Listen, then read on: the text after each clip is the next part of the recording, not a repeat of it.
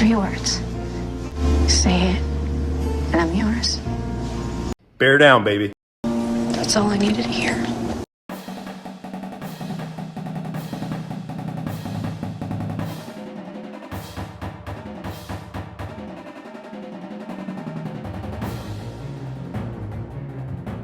Welcome in, everyone, to a very special edition of the Barely Educated Pod. I'm Mark, as always, joined by Chris. We are here to talk about conference championship games tomorrow, as we record this on Saturday. We have a shiny new head coach press conference to react to. Yes. And it's got very different vibes than the usual ones. And most importantly, we are joined by a very special guest. My eldest daughter, Avery Jansen, who's 10. She's here with me while my wife takes the other two to a birthday party, and then she and I are going to Texas Roadhouse before her basketball game. Oh, fun. She's on a daddy-daughter date, and I thought, you know Awesome. what? I'll just bring her in for the episode. We've threatened to do this a few times. So, all that said, Chris, how are you?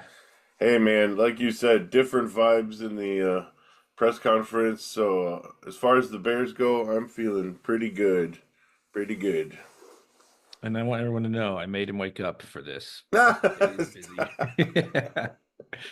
right, well, let's get to our guest first so that we can then let her go finish getting ready. All right, Avery, who do you got in the weekend's game? So first we have, I think up first is Eagles Commanders, right? Yes, I believe that's the early game, yeah. The Commanders visit the Eagles. Who do you got? The Eagles. The Eagles, all right. Do you have a particular connection to the Eagles? Co-workers, a fan of the Eagles. Yep, Dr. Tom. You Dr. made him that Tom bracelet. He Davis. still wears that thing all the time. Nice. He's always like showing me his bracelet that you made him. All right, Eagles, very nice. Bills, Chiefs. I think the Chiefs are going to win, but I want the Bills to win. Welcome to the rest of America. This, folks, is certified football expert right here. That's great. Yeah, I promise I didn't know she was going to word it that way. That's perfect. yeah, I think most people feel that way, exactly. So, I feel that way. Like, I would love to see the Bills win, just for something new, but also for the Bills fans, man. They're kind of a tortured fan base, so... So, Avery, can you imagine what we'd be like if at one point in our history as Bears fans, the Bears had been to 4 straight Super Bowls? That's what the Bills did in the 90s and lost them all. Yeah. So that's why a lot of us, big picture, once our team is out, that's why a lot of football fans pull for the Bills. Yep. And their fans are awesome. Yeah, I showed my wife some one of those videos of a fan jumping off a truck into a table. And yeah, they're big WWE fans, the Bills fans. Is that why? Because she asked me why they do that. I said, I don't know. I think it's a shout out to wrestling, right? Where they do the get the tables, and then they throw a guy through a table. Nice. Okay. Wrestling is absolutely the reason people jump through tables in this country. Okay. I just thought it was pretty great and funny and hilarious. And yep, they're at the WWE events. She knows. Nice. So, and then the reason they're really awesome though is when Mark Andrews dropped the 2-point conversion, and all the Ravens fans were mad at him. He was on the Ravens. That was last week's game. Bills Mafia has since then donated $90,000 to his charity. Oh, wow. Just to like show him some love. Of course, they won thanks to that mistake.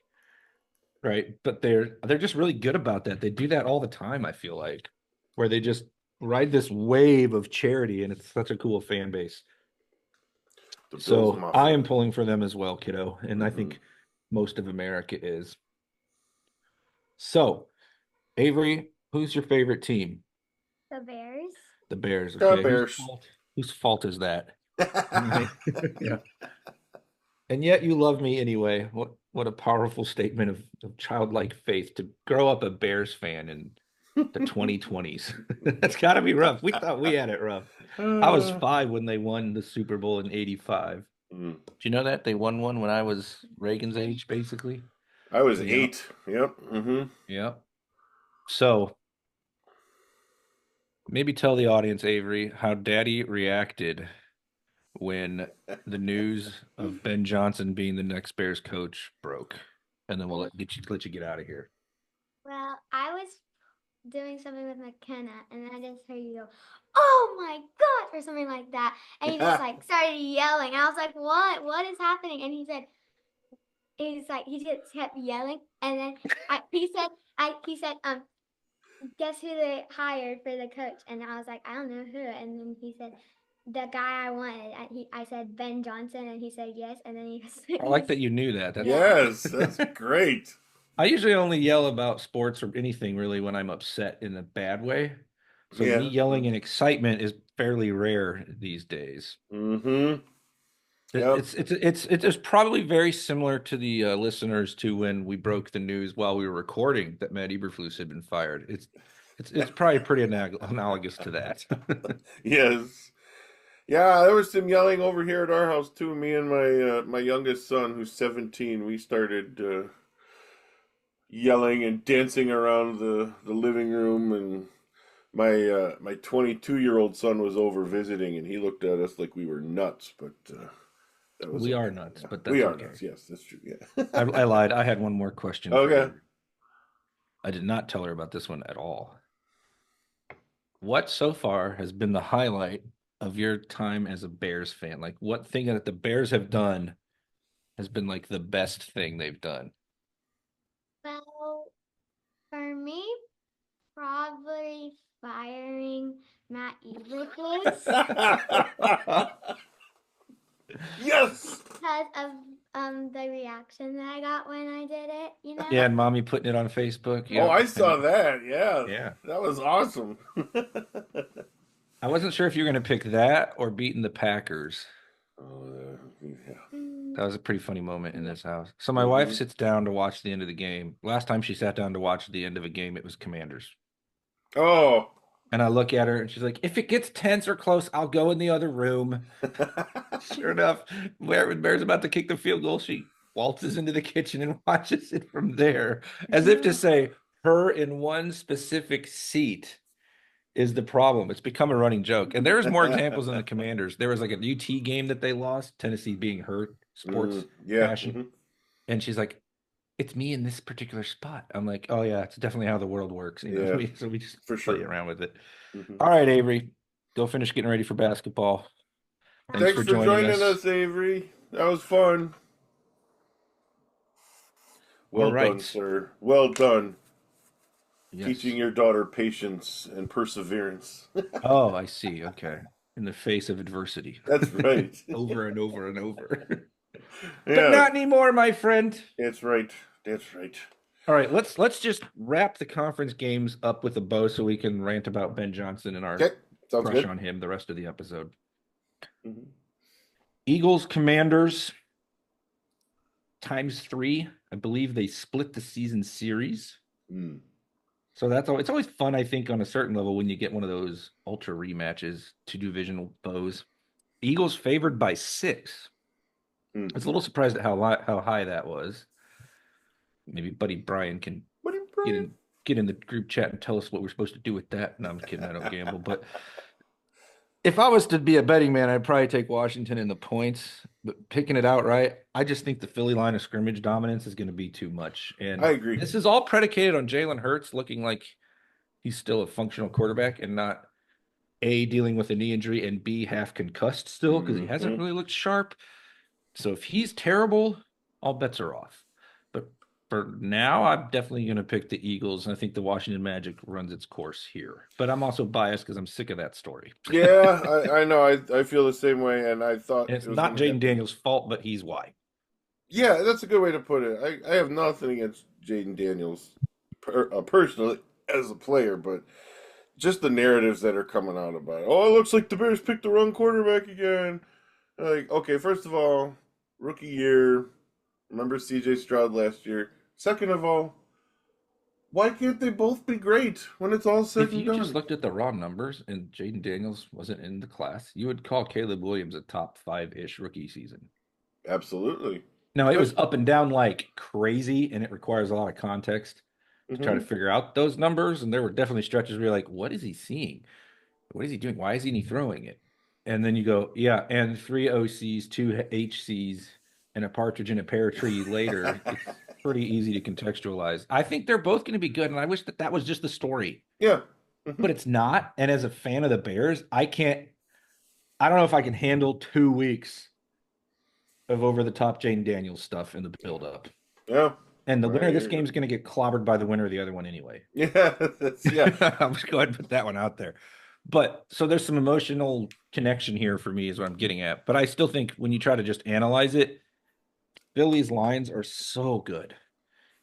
And I think the Commanders have won all these crazy games. And even the one they won against Philly was crazy, where they had 5 turnovers and still came back to beat them. You could argue, well, they won't have 5 turnovers again. They'll blow them out.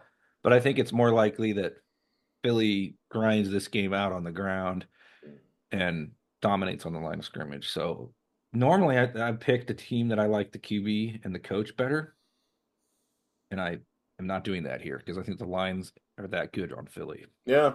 Yeah, and the run game too. Like Saquon Barkley has just had a monster year. So if they rely on the run game, I think it, may be a more boring game, but yeah, Philly should win because of just how he's been playing and, like you said, the line dominance. So Jalen Carter can go sit on Jaden Daniels a few times. So we get to hear about that narrative instead. We lose either way as Bears fans. That's a good point. I hate that narrative. I'm just going to once again deal with it because I know it's going to come up if they win. Mm-hmm. He wouldn't have done well in Chicago as a young player. With that locker room that we saw this year, how could you possibly still think they should have drafted him? Mm-hmm. And Darnell Wright was their best player consistency-wise on offense this year. Yeah. He's easily their best lineman. He was a perfectly good draft pick. There's other things to criticize polls for. This one wasn't one. Mm-hmm. But I shouldn't say when I said the QB coach thing, like better, but I think are better, right? I think the pairing of Daniels and Quinn is playing way better than Hurts, and I don't know what to make of Sirianni. It's weird. He's really successful, and I have no idea if he's any good as a coach. I know. Yeah. Like, what? He seems a little, yeah. Mm-hmm, yeah. I hear exactly what you're saying. But, okay, so then Bills at the Chiefs, 5:30. The matchup we've all been waiting for another year. We keep getting this matchup. Yep. The weirdest thing is Allen wins in the regular season, but not in the playoffs against Mahomes. Chiefs are favored by 2, which is about as close to calling it a pick 'em as you're going to get in a scenario like this. Who you got? I'll go you first this time. Oh, man. My head says that the Chiefs are going to win just because they find ways to win and have all year. They haven't really looked great all season, but they always do just enough to win. It's kind of like the Brady Patriots, They were just... Yeah, you're like, this team's not that good. They're 15-2, and every game is 27-19. Yeah. Mm-hmm. You're like, no one ever manages to pull off the play to beat them. Mm-hmm. Yep. And in the second half, they're never really down much, so there's never a fun comeback. They're just kind of steady as she goes. Yep. No one does situational football better. That's, correct. I mean, and Mahomes, then that's a big deal, of course, in the playoffs. Mahomes has had pretty, down season as far as Mahomes goes, but he still puts the cape on for 1 or 2 plays, and that's all that they need. Yep. And I think the Bills are infinitely more entertaining because Josh Allen is way more entertaining right now than the current version of Patrick Mahomes. Yeah. So it's definitely in there. Yeah. I'm not throwing shade at the guy who's on pace to be the greatest player ever. No, I don't mean to do that either. No. Just saying I'm absolutely rooting for the other guy.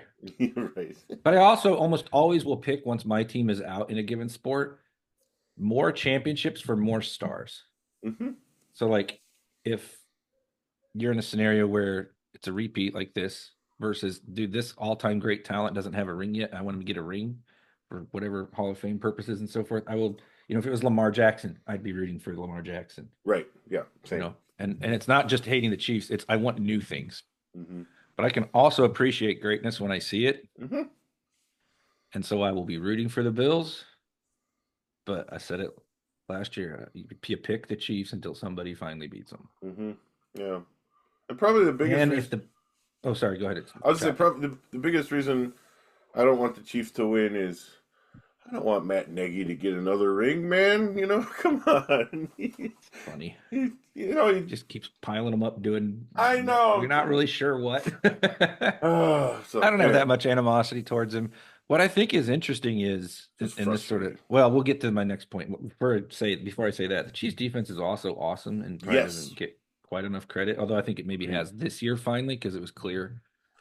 But if the Bills couldn't beat them last year at home, and I remember Cousin Nate and I talked about it the moment it happened, and it was like that was their chance. That was it. Yep. Mm-hmm. Snowy at home, almost pulled it off, still lose, missed a kick, It's like now I got to pick them on the road. I mean, I hope they do, but I'm picking the Chiefs. Yeah, I have to So I got a agree. rematch at what, 2 years ago? Yeah,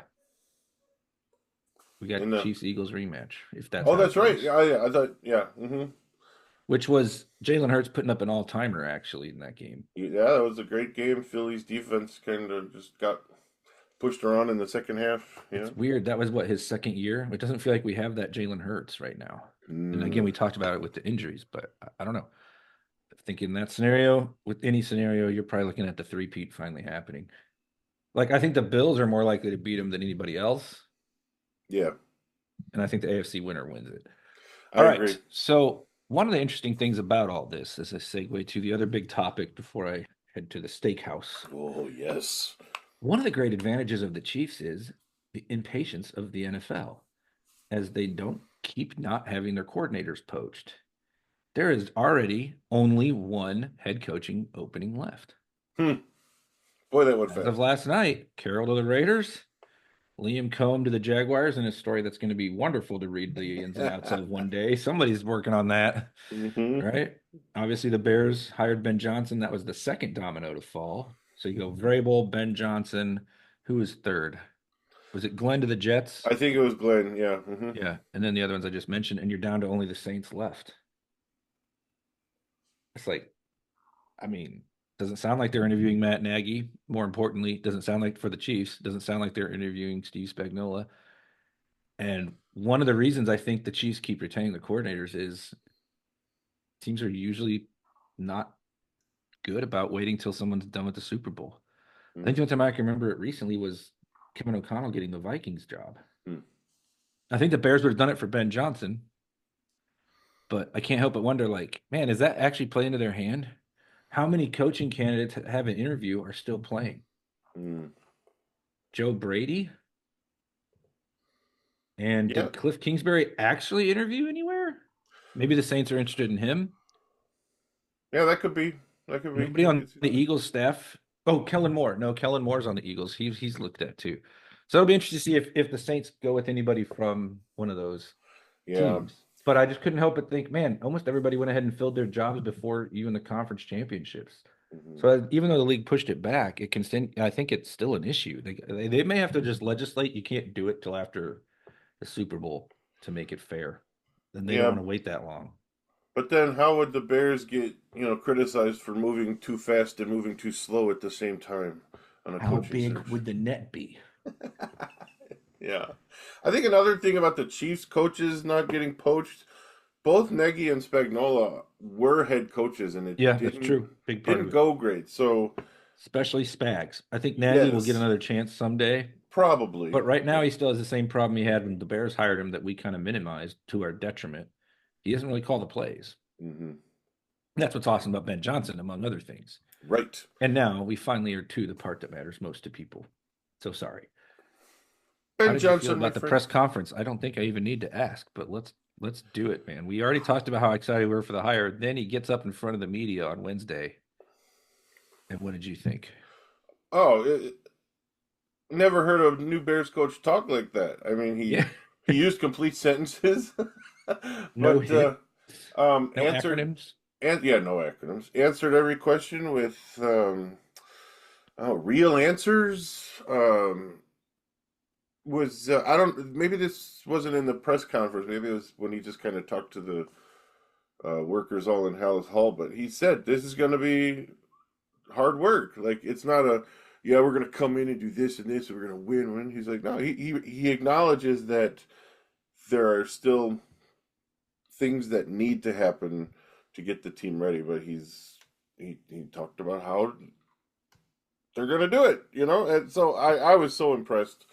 I don't think that it was a hopeful impressed. I really was genuinely impressed with how he spoke and carried himself and how he answered questions. The respect he gave to Dan Campbell and the Lions, I thought that was cool. The And the rest of the disrespect to division. Matt LaFleur. Yeah, that was cool too. It was just a little fun dig. I That think was it's for the playful. meatballs, my friend. I kid. It was playfully done. It was, yeah. It was funny. 5-1 against him. I was a little like when he made the comment about the people was the decision that he came here. I was like, well, okay, and the family atmosphere, like, oh, all right. And then when someone asked about the quarterback, and he kind of smirked and said, "Well, the quarterback helped." Yeah, I was like, okay, all right. That I needed to hear It was that. it was a nice job of kissing up just a little bit to the people that clearly want that. I mean, there's no way George and Warren don't want and expect that. Yeah. But not doing it in a way that had all of us going, this again. Yes. You know what I mean? And then because he quickly pivoted from it. He didn't talk about the history at length or anything corny either. And I'm a historian, but he went right down to the nuts and bolts of what needs to happen. I'm with you. This sheer articulation and his ability to just string together whole thoughts without much in the way of filler words was nice. More importantly, though, because I think there is a possible connection when a guy can't answer questions to how good they are in the heat of the moment and how that will play out at the end of a game. See also Matt Eberflus. Now I know you can nail a press conference and be a bad coach. Yeah. I'm not saying that. But I think if you're really bad in the press conference and it's not just because you're being a jerk, then you might have an issue in the heat of the moment that can translate to game day. Or as cousin Nick, thanks for also a loyal listener. Yes, thank you. Put it when we were talking about this. He's like, yeah, Bill Belichick can answer any question you want him to answer. If he doesn't, it's because he's being a butthole. Right. It's not because he's dumb. It's like, yes. Exactly. Right. So like we've always had coaches that didn't inspire that kind of confidence fairly quickly. I will say Matt Nagy's was pretty good opener. And then we realized pretty quickly it was just the same few talking points all the time. Find the whys and all the stuff we all hate now. Yep. But every other coach has been a complete disaster at the press conference in my lifetime. I don't remember Lovey's. Of course, he was their best coach in my lifetime, but I don't think media savvy would be anyone's first impression of Lovey Smith. He's more of the I'm not going to tell you anything mold. Ben Johnson, the other thing that stood out to me right off the bat was the eye contact. Oh, okay. Which is a marker of captivating your audience, right? Of like clearly communicating and keeping their and holding their attention. Strikes me as someone who will be just fine commanding the room, despite the reputation as really, super smart and borderline nerdy with the whole math major, computer science. I love that stuff. I'm just really fine to hire somebody smart. Yes. And then I thought some of his comments were awesome and the rest were really good. But the ones that were awesome were when he was like, accountability is being who you say you are and doing what you say you're going to do. Like, good, super easy definition. But like, you realize when Matt Eberflus talks about it 3 days too late, that's not accountability. That's just being like, oh, I better say something about it. But that isn't actually taking accountability or having it. And so defining it seems like a solid start to implementing it. Yep. The stuff he said to Caleb, that's going to be you and I, we're going to sit down forever, but it's also going to take more than just you. That was great. My absolute favorite, and there's probably ones I'm forgetting now a few days later, but my absolute favorite was when he clowned on the idea that we've been stuck in for 20 years, that it's all turnovers. Oh, yes. And he's like, no, there is data that talks about quarterback production is the number one criteria for winning now, even more than turnovers. And he's not saying, let's just turn it over like crazy. But that is a shot at the way they played last year. Yes, it is. And it's a little bit of one at Caleb's. Caleb's got to get over that. Because there were times last year we talked and I would say stuff like, I don't care if he throws a pick. We got to be more aggressive to move the ball and score points. And every time Eberflus talked about it, whether it was Fields or with Williams, and he would do the 200, whatever club it was, right? The 200 yards, no turnovers, and 2 scores or something, 202 or 220 or whatever stupid thing he called it. It's like, that's the touchdown's fine. But the quarterback's job is to score. The rest of that is irritating because to score, you have to have lots of yards usually. And you won't get those if you're afraid to throw into tight windows in this league. So people celebrated the interception streak, and I was kind of like, I'm ready for it to end. And then my coach comes in that I wanted, and he's like, we need to be more productive at the position and less worried about turnovers. That's the paraphrase of that stat, of that line. That is like music to my ears. I want games where we have 300 plus yards, 3 TDs, and a pick. I don't care if there's a pick in there if we've got 3 passing TDs and 300 plus yards. I totally agree. Enough for this 120 and no turnovers and no TDs and losing 6-0. They lost a game 6-3, right? Was it 6-3? It was 6-3. Yep. Mariners over the White score. Sox. I believe that's what you said at the time. Yeah. Ben Johnson will be losing it if there's a 6-3 game. And it's about time we had that kind of thinking. Yeah. So, and the other one I loved was the offense won't be Detroit's. It will be built from the ground up for the players. Yes. Yes. Why is that so like a statement Coach like that? The players you so have. Revolutionary. Yes.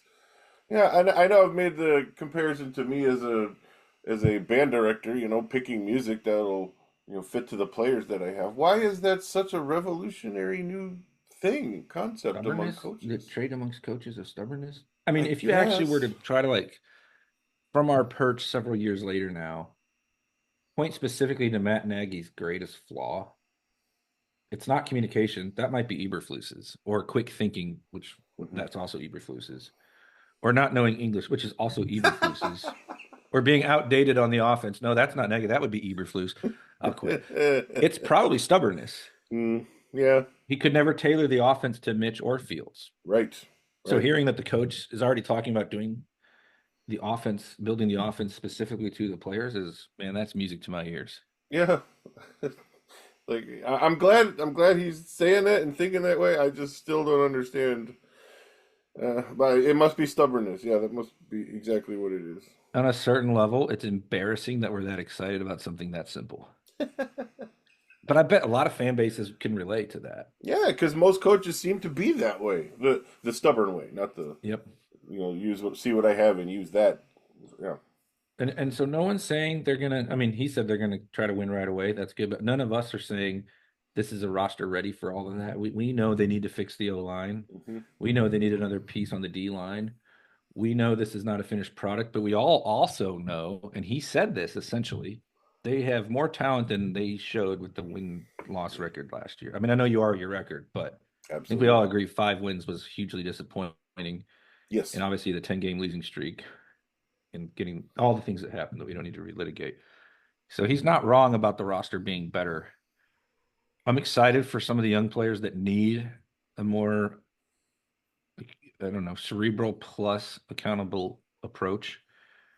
I think 29 could benefit a lot. I love, now it's for the other news. Some of the coaching staff is coming together slowly, which is fine. That's how it works. You got a process for that. There is a Rooney rule for coordinators, by the way.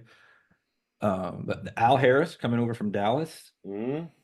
If you could pick one position coach who coached a group up and did a great job on Mike McCarthy's staff, you might pick Al Harris. Yeah. Think how many interceptions some of those corners nobody had heard of the last couple of years had. Right, Deron Bland, it's like 9. Al Harris seems to me like he's a pretty darn good coach. Yeah, sure does. And I hope he gets through to 29. And I saw a meme yesterday. It was like Stevenson, because they don't call him 29. They don't understand. Stevenson doesn't have his airheaded moment or whatever they used. If he's looking over and this is the coach and it's Al Harris ticked off on the sideline, and you're like, probably not. And I think John Hoke was probably the best Bears position coach, so I'm not really sure if Stevenson will really ever click. But I get why he's going for the clean slate, Ben Johnson, right? He should. Sure. And then they also are bringing in Antoine Randall L. Yeah, I like that. Did a great job with the Lions receivers, and fiery guy, former player. So he's clearly keenly aware of the kind of coaches he'll need and support. Yep. And the big rumor, because of course DC is your most important hire when you're Ben Johnson. DC would be, of course, calling his own plays, running the defense. He's looking for his Vic Fangio. And the current rumors are Dennis Allen is the guy, but apparently not moving quickly. That's been rumored since Ben got the job. Really. Right, yeah, that was an immediate rumor. Yeah. I thought for sure it would have been official by now, but yeah. Which would be an excellent fit. I know he flamed out as a head coach twice. That's exactly why it's an excellent fit. Exactly. That's like Spagnuolo. one reason. Yep, like Spagnuolo. And Otherwise, his defense are usually consistently great. He has several top 5 defenses on the resume, and I think that's the exact kind of guy that they should be looking for. With Robert Saleh already off to the Niners, you want somebody with some experience there. And then we get the other experienced defensive coordinator, might be heading to Dallas. Oh my gosh! Wow, yeah. I'm so the happy Cowboys for the fire Cowboys. Mike McCarthy, who is a solid coach, if a bit of a meme. We talked about him probably realistically being 4th or 5th on the options for the Bears. Mm-hmm. And then they promote to head coach his offensive coordinator, who didn't call the plays in his 51. And now the rumor is Matt Eberflus will be the DC. Yeah. And my Cowboys fan friends who were so happy to send me the Mike McCarthy rumors and laugh. Karma hits hard. Well, well, well. How the turntables. Love you guys. Karma can hit hard. That's all I'm going to say. I'm not going to do anything else to set me up for disappointment. Lord knows the Bears are capable of that without any help. Mhm. But that process is rough. I'll take the Bears wide net and then moving quickly any day. And that's the last thing I wanted to end with. You've got to go listen to the Bears Banter Pod, interviewing Rick Smith, agent for Ben Johnson. Okay. It's Bill Zimmerman's pod. He's a good follow on Twitter too. And Rick Smith gives you all kinds of good, juicy info about how this works in the league. And I just loved it because he just combats all kinds of dumb narratives about the process that people have in their heads, Mm-hmm. and how the whole thing actually goes down. For instance, Ben Johnson was never, I'm bringing my own GM. But Rick Smith totally used the Raiders to drum up some leverage for his client, but not because he went, let's get the best offer, then go see if we can beat it, just to get the Bears to make their best offer. Yeah. It's like, I don't go back and forth, So like, it was like, okay, so that was right, but this other thing everyone thought was wrong, and this is the guy doing all the work for Ben Johnson. And then he's like, I won't let Ben start thinking about making a choice right away. I don't let him. When we talk, I don't let him. I have to get the rest of the info. So it's like all him, and then he lays it all out, and then they choose. And like all the fans in Detroit that are mad that Johnson was 1 foot out the door. No, he didn't even have all the info yet. Anyway, and just like all the things about how it works league wide, it was a fascinating listen. Nice. And he gave the Bears a lot of love, and he's from the area, so there's that. But it's like Kevin Warren has really modernized this whole thing. And Bill Simmons like, I know fans aren't going to want to hear that. He's like, the McCaskies, when they started running the Bears and it was worth $50 million, I know that's a lot of money to most of us, right? But they weren't, that the method worked okay in the 80s, right? Not great in the 70s, but worked okay in the 80s. But now it's $1 billion business, and these other teams are doing all these other things so much better. Mm-hmm. They were wise to bring in someone with more experience to modernize it, and Kevin Warren has done that. And like a lot of us are thinking he's kind of sleazy, right? Like I've called him, joked around about the con man stuff. Mm-hmm. But he's doing his job. If they got Ben Johnson, he's doing something right. Right. And I think we didn't mention this, but Ben Johnson wanted to come to the Bears. And that was also clear from that interview. Yeah, that was, and people say, of course he's going to say that because he, got the contract and everything. But it moved so fast, and it was after one Zoom interview that it all happened. He complimented the Bears and how much conviction they acted with, and just he's like, Bears fans should be excited. Things are different. Yeah, and he wanted to work with Caleb. Yep, and that's of course a big part of it, definitely, and we shouldn't undersell that. And I realize I'm running out of time, of course, but.